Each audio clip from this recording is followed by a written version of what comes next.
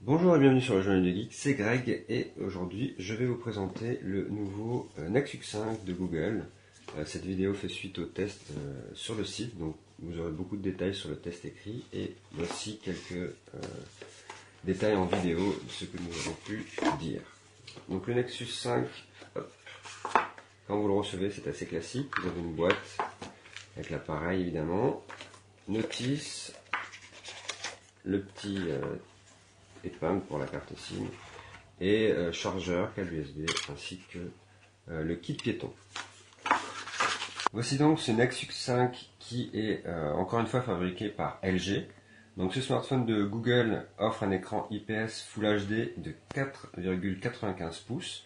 Donc Full HD c'est de 1920 x 1080 avec 445 pixels par pouce. Et côté de l'écran, c'est une Gorilla Glass 3, donc contrairement au Nexus 4 qui avait du Gorilla Glass 2. À l'intérieur, on retrouve un processeur Snapdragon S800, c'est du quad-core cadencé à 2.6 GHz. Il est disponible en 16 Go et 32 Go au prix de 349 € et 399 €. Donc vous pouvez de suite constater que les prix sont hyper abordables et le rapport qualité-prix devrait être très bon comme le Nexus 4 auparavant. Au dos, on retrouve un appareil photo avec un capteur de 8 mégapixels. C'est un capteur rétroéclairé avec un stabilisateur optique, d'où justement la petite protubérance qu'il y a autour. Ce qui est d'ailleurs la première fois qu'on voit ça sur un smartphone, mis à part chez les Nokia Lumia. Devant, vous avez une caméra visio de 1.3 mégapixels. C'est un appareil entièrement monobloc, il ne se démonte pas comme c'est les précédents modèles, donc pas de port micro SD ni de batterie amovible. Par contre, selon iFixit, il est assez facile à démonter puisqu'il lui avait mis 8 sur 10, donc normalement je pense que si vous avez un petit outil, vous pouvez soulever le capot et aller voir ce qui se passe à l'intérieur.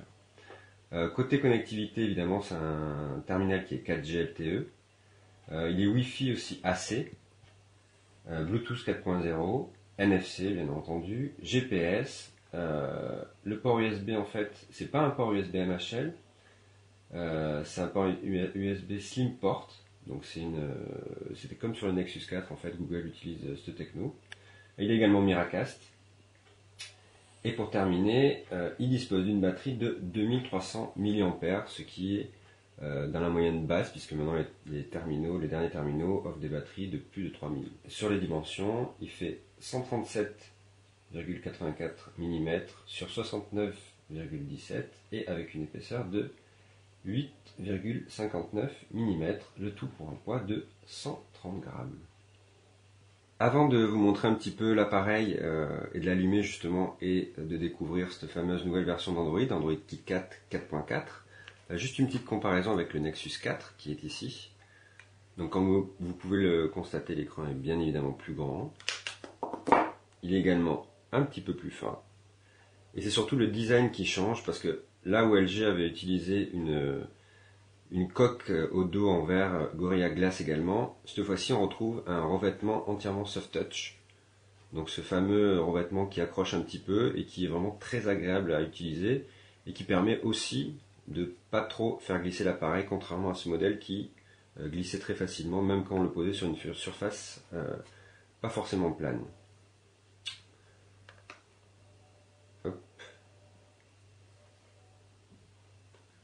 Donc dernier petit détail sur le design, on retrouve ici le bouton Power mise en veille, ici les boutons volume plus moins, le fameux port USB, micro USB, ici la prise jack 3,5 mm. Un petit mot sur les boutons qui sont ici, ils sont en céramique, donc ils ne sont plus en plastique, et donc ils sont assez agréables à utiliser. On retrouve un peu le côté, vraiment un côté premium dans ce design. On place maintenant la Android KitKat, la dernière version de l'OS mobile de Google, c'est la 4.4. Donc au premier abord, rien n'a changé sur l'écran de déverrouillage, si ce n'est l'icône de l'appareil photo qui a changé et qui vous permet donc d'accéder rapidement à l'appareil photo même sans avoir déverrouillé l'appareil. On tombe ensuite sur le bureau. Là aussi, rien ne choque au premier abord. Mais en fait, il y a eu quelques changements graphiques. Donc déjà, l'OS globalement est un peu plus gai, on va dire. Google a effacé et a enlevé beaucoup de noir qu'on pourrait retrouver sur les versions précédentes d'Android. Donc on est dans des couleurs, c'est un peu plus sympa, beaucoup plus clair qu'avant. Ce qu'on peut voir, c'est que les barres de notification en haut et en bas sont transparentes. Donc maintenant on voit le fond entièrement le fond d'écran qu'on a sélectionné. D'ailleurs on n'a plus besoin de redimensionner le fond d'écran.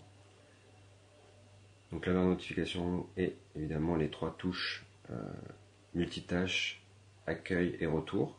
Donc c'est trois touches essentielles sur l'OS de Google. Contrairement à par exemple LG, on ne peut pas les modifier, elles sont fixes et en bas de l'écran. Sauf qu'on est dans un mode paysage où elles vont sur le côté. Donc l'autre modification, c'est que vous voyez ici j'ai 3 bureaux, mais en fait je peux en faire autant que je veux. Donc voilà une des modifications, c'est un nouveau launcher avec un menu qui permet donc de modifier le fond d'écran, d'accéder aux widgets. Donc ici vous avez tous les widgets parce que ceux-ci on ne les trouve plus dans le menu application, et aussi de configurer Google Now que je vous montrerai un petit peu plus tard.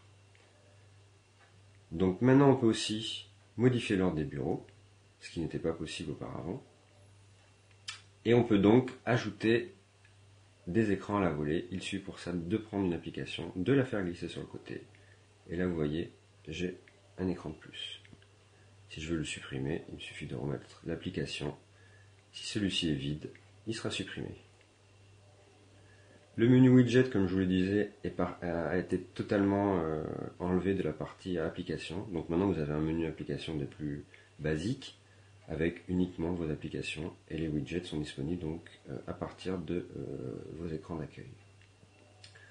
Autre grosse nouveauté, et ça c'est vraiment quelque chose qui n'existait pas auparavant. Jusque là on pouvait accéder à Google Now comme ça. Maintenant vous voyez Google Now, s'il est activé, parce que vous n'êtes pas obligé de l'activer sur votre compte, s'il est activé, est accessible tout à gauche.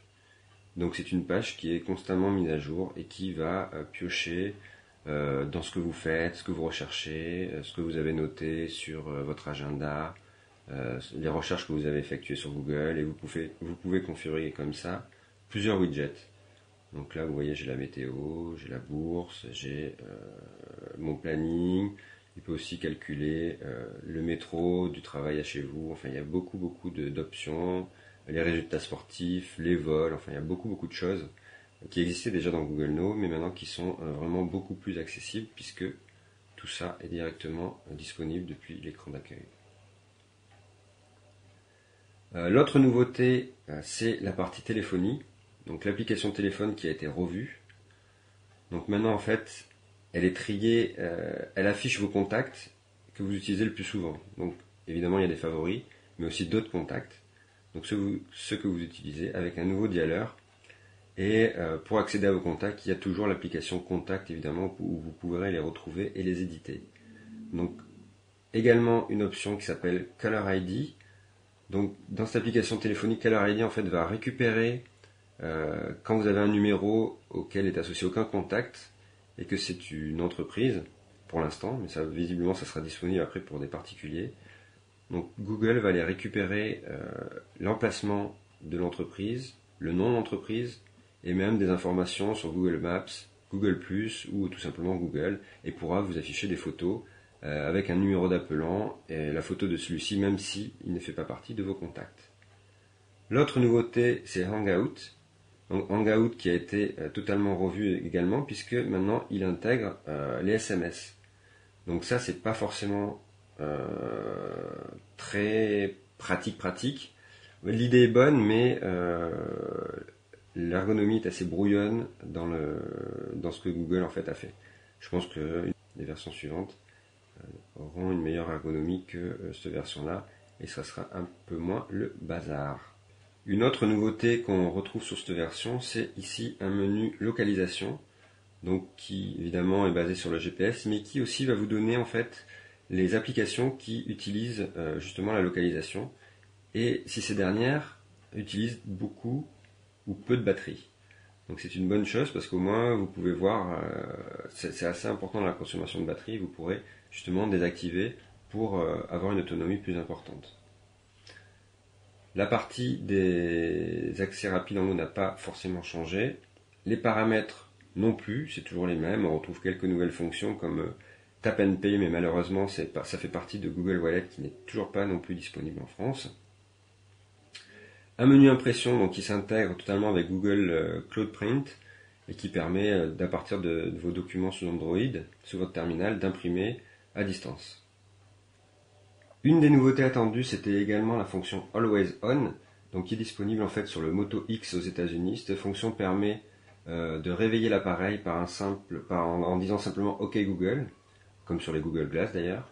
Malheureusement, cette fonction n'est pas disponible en France et si vous voulez vous en servir, il faudra configurer votre appareil, ou du moins Google Search en anglais. Voilà un petit tour rapide des nouvelles fonctionnalités d'Android KitKat. Bon, il y en a plein d'autres, il y a des petits détails à droite à gauche. C'est pas une révolution, mais c'est en tout cas pas mal de nouveautés intéressantes qui facilitent l'ergonomie sur un terminal Android. Ce qu'on peut dire aussi sur ce Nexus 5, c'est qu'il est tout simplement très rapide, bien optimisé. Google a bien fait les choses. Et c'est même le smartphone Android actuellement le plus rapide. Après, si on le compare avec ses concurrents, donc il y a évidemment son cousin, le LG G2, qui est sensiblement identique mais avec une surcouche LG et les boutons, vous le savez, à l'arrière. Vous avez le Note 3 qui est une phablette et qui est vraiment très puissant. Et enfin le Xperia Z1 qui lui offre des fonctionnalités photo très avancées avec un capteur de 20 mégapixels. Donc le choix est dur, mais l'avantage qu'a ce Nexus 5, c'est qu'il tourne sous donc Android 4.4 stock, sans surcouche opérateur, sans ralentissement. Il est particulièrement optimisé et il dispose d'un processeur très puissant puisque c'est le S800 qui maintenant équipe tous les hauts de gamme, tous les terminaux haut de gamme.